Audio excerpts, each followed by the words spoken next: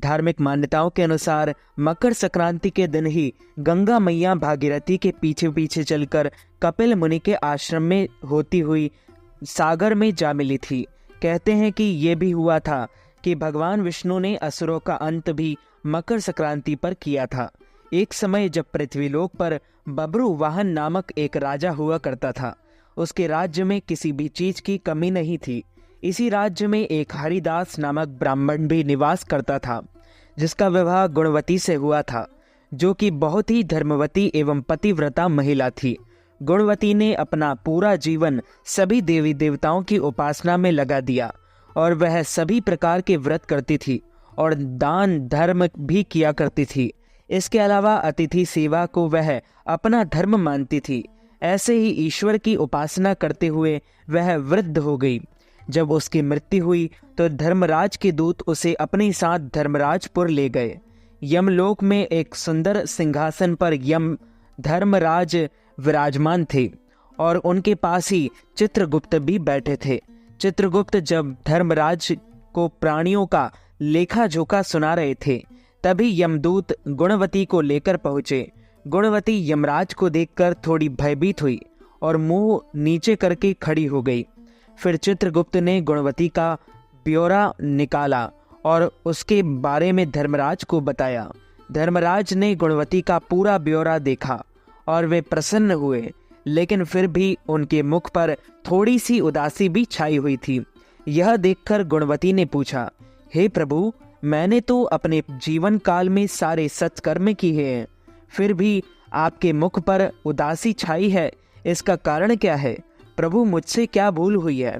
धर्मराज ने कहा, हे देवी, तुमने सभी देवी देवताओं के व्रत किए हैं, उपासना की है, लेकिन कभी भी तुमने मेरे नाम से कुछ पूजा या पाठ या दान नहीं किया है। धर्मराज की बात सुनते ही गुणवती क्षमा याचना करने लगी और कहने लगी, हे प्रभु, मुझे आपकी उपासना के बारे में कुछ भी पता नहीं है, कृपा करके मुझे ऐसा उपाय बताइए प्रभु, जिससे सभी मनुष्य आपकी कृपा के पात्र बन सके। मैं आपके मुख से ही आपकी भक्ति का मार्ग सुनना चाहती हूँ और मेरी कामना है कि मृत्यु लोक पर वापस जाकर मैं आपकी भक्ति करूं और सभी लोगों को इस बारे में बताऊं। धर्मराज ने बताया, जिस दिन सूर्य देव उत्तरायण में प्रवेश करते हैं, यानी मकर संक्रांति के दिन मेरी पूजा शुरू करनी चाहिए और उस दिन से लेकर पूरे 1 साल तक मेरी पूजा करते हुए ये कथा सुननी चाहिए।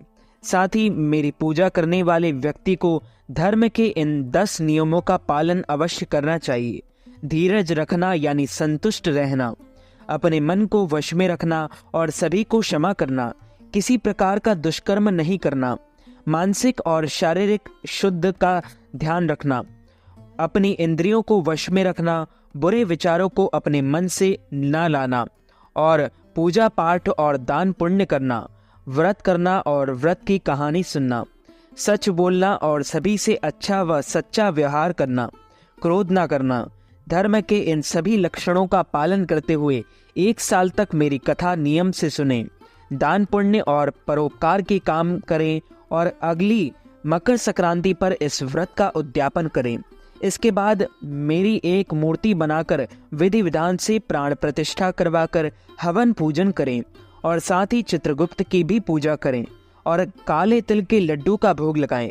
इसके बाद ब्राह्मण भोज करवाएं व बांस की टोकरी में 5 सेर अनाज का दान करें।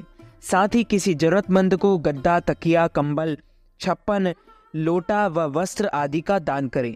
संभव हो तो गौदान करें। धर्मराज से व्रत की पूरी कथा सुनकर गुणवती ने पुनः धर्मराज से प्रार्थना की, हे प्रभु, मुझे फिर से मृत्युलोक में जाने दीजिए, जिससे मैं अपना व्रत कर सकूं, साथ ही इस व्रत का प्रचार भी लोगों में कर सकूं। इस पर यमराज ने गुणवती को धरती लोक पर फिर से जाने दिया। धरती पर वापस आकर गुणवती ने धर्मराज द्वारा बताए गए व्रत के बारे में अपने पतिदेव को बताया। मकर संक्रांति आते ही गुणवती और उसके पति ने ये व्रत शुरू कर दिया। इसी व्रत के प्रभाव से उन पर धर्मराज की कृपा हुई और उन्हें मोक्ष की प्राप्ति हुई। बोलिए श्री लक्ष्मी नारायण भगवान की जय। श्री कृष्णचंद्र भगवान की जय। अच्युतं केशवं राम नारायणं कृष्ण दामोदरं वासुदेवं हरि श्रीधरं माधवं गोपिका वल्लभं श्री जानकी नायकं श्री रामचंद्रं भजे। जानकी मनोहरं सर्वलोकनायकं श्री शंकरादिसेवितं पुण्यनाम कीर्तनं श्री राम राम राम राम राम नामतायकं रामा कृष्ण वासुदेव भक्ति मुक्तिदायकं हरे राम राम राम हरे हरे हरे कृष्ण कृष्ण कृष्ण हरे हरे। तो मित्रों, हमारे इस ज्ञानवर्धक वीडियो को आप अधिक से अधिक लोगों को शेयर कीजिएगा, लाइक कीजिएगा, कमेंट कीजिएगा और सब्सक्राइब करके बेल आइकन को भी ऑन कर लीजिए ऐसे ही नई नई वीडियो देखने के लिए। आप सभी को सादर जय श्री कृष्ण, सादर धन्यवाद।